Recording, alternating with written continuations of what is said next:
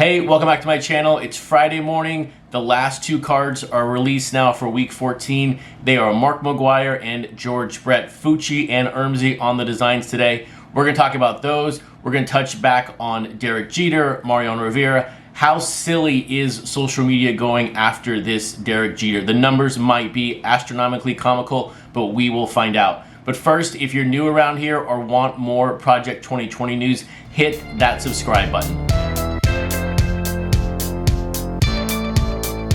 So let's get right to it today. We just had the Griffey and the Willie Mays print run get announced. It has been an odd week for the numbers just because of the server issues and the extended buying windows. Look, the Ichiro and the Ricky now expire this evening. We'll have the print runs tomorrow morning. So an odd week altogether, on top of the fact that you can now get a necklace with a purchase of a card. So definitely all of these oddities fit in together with this week. So the Griffey, under 11,000, well under my range of 13.5 to 15.5K. And it came down to obviously one number, the eBay penetration. The eBay penetration for this card came in at 2.4%. We had not seen a number that high since his actual card number 88.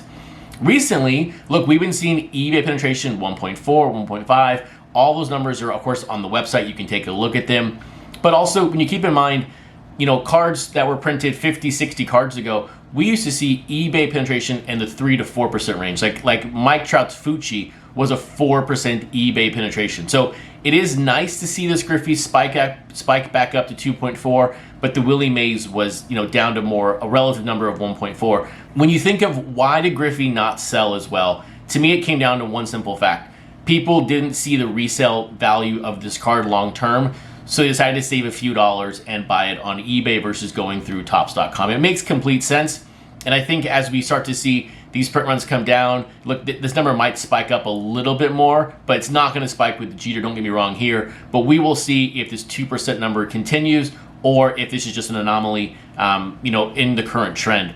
But then when you look at the Willie Mays, if I miss the Griffey, the big one, I'm naturally going to miss on the Mays. And I missed on the Mays because, look, they just didn't go together that well. And so the Mays came in at 7,000, a little bit better eBay penetration at 1.4%, but still I had 8 to 10, it came in at 7. We'll go back to drawing board and we'll try to do better next week with the projections, but we will also talk about here soon the Jeter and the Rivera, and I'll share my thoughts on that here in a second. So first up today, from a release perspective, is this Mark McGwire Fucci. And look, very, very classic Fucci design. No faces, anonymity, none of the fans have faces. I think it's a great looking card overall. But when you look at Fucci and his designs to this point, and look, he doesn't put faces on his cards because he wants to be anonymous, and so there is no photo of Fucci up here. So he's had Cal Ripken, Ted Williams, the Mike Trout we just spoke about, the Sandy Koufax, or as I call it, the King of the Hill card. We have Frank Thomas, and then we have Dwight Gooden. He does have two of the lowest printed cards out there.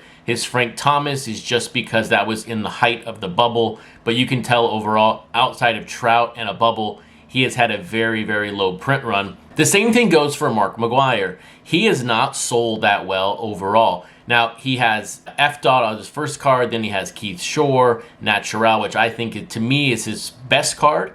Then you have the Blake Jameson, you have the Andrew Thiel, and you have the recent Mr. Cartoon, which I think is his second best card. I just love the different take on it when you think of Mr. Cartoon. And his print runs anywhere from, 18, 19,000, the 81 McGwire, the 97 McGwire, down to a low of 1,200 with the Keith Shore. So he is very, very low altogether. So when you think about this card and where can it print at, right, to me, that 4,000 to 5,000, and last week I spoke about, look, maybe 8 to 10 is the new medium. Now it's like 4 to 5. We'll find out where this card prints, but it could be very low because McGwire and Fucci together is not a strong combination from a sales history. So we'll find out. But now let's look at the market. So the market did exactly what I said it was going to do yesterday, and that is going to be a steep drop in value with a rise of inventory sales just because of the Jeter selling so high on eBay. We're now down to $42, and then volume upticked a little bit,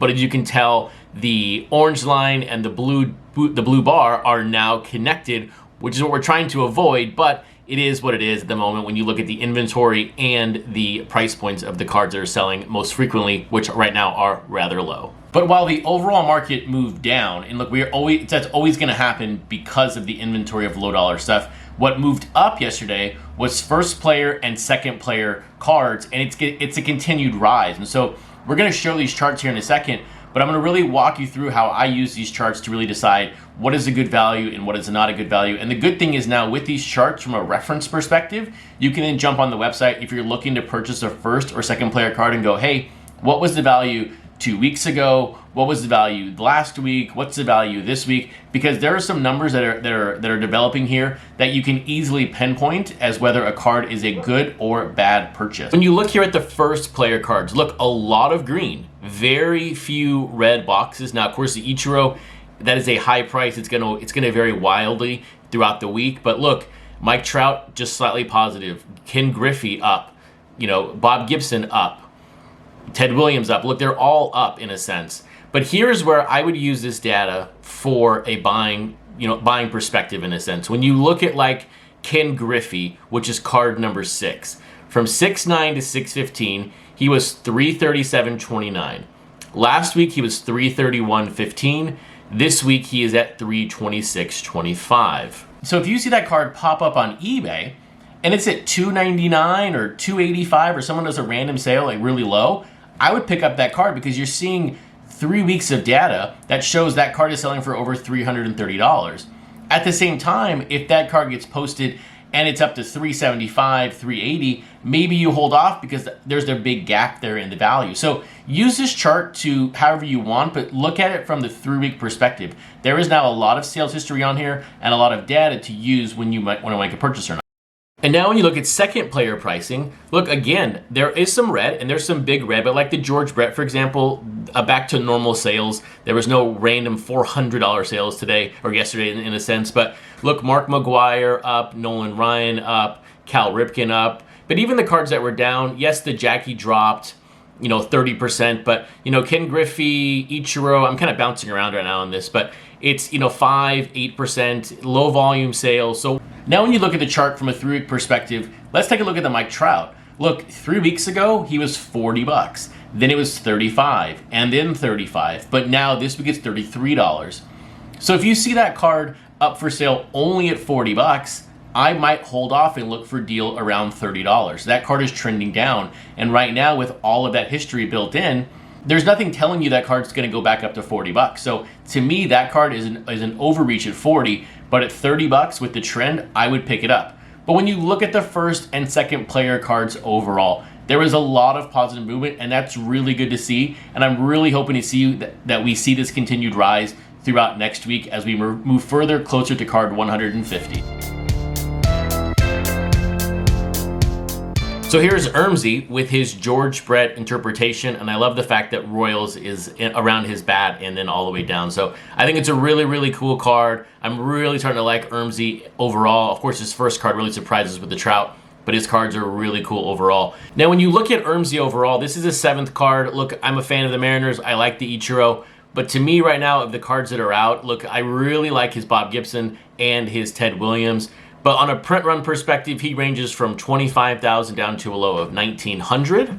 Now, when you look at George Brett, this is his 7th card overall. We had Sif, Mr. Cartoon, and by the way, there is going to be a Mr. Cartoon companion card for this card coming out soon in an autograph version, so check out his Instagram. We also have Tyson Beck, Grotesque, Keith Shore, and then recently with the Old Man Allen. Print runs for Brett, very low. I mean, his highest is 10,700, and then his lowest is 1,200 in the bottom 10 with that Gregory Sif.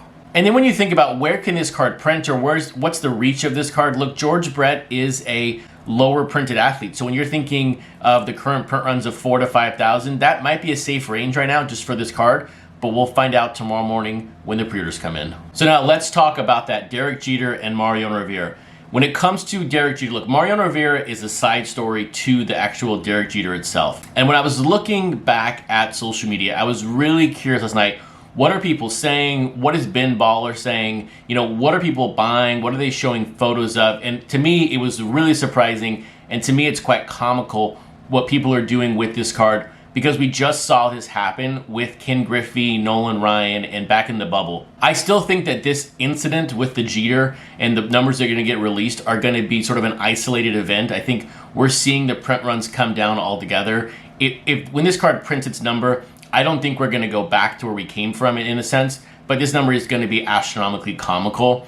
And I really think if it does print over 50,000, that's basically akin to a 99,000 Ken Griffey Jr. So after one day, Mariano Rivera is at 60. That's what we expected with Mariano. Derek Jeter pops up at 271. So for just a 48-hour target, I have 440 on the Jeter and I have 115 on the Rivera. Now from a print run estimation projection, look, the Mariano to me, 9 to 10,000. We did not see that Yankee bump materialize last week with the Mattingly. So I think there's going to be a little bit of a bump with this card just because it is Mariano and Derek Jeter. But people who are going to go buy hundreds of Derek Jeters are not going to buy Rivera. They don't really care about Rivera. They don't care about the Yankees. They care about Ben Baller. But here's my number on Ben Baller, and I had it on the screen a second ago.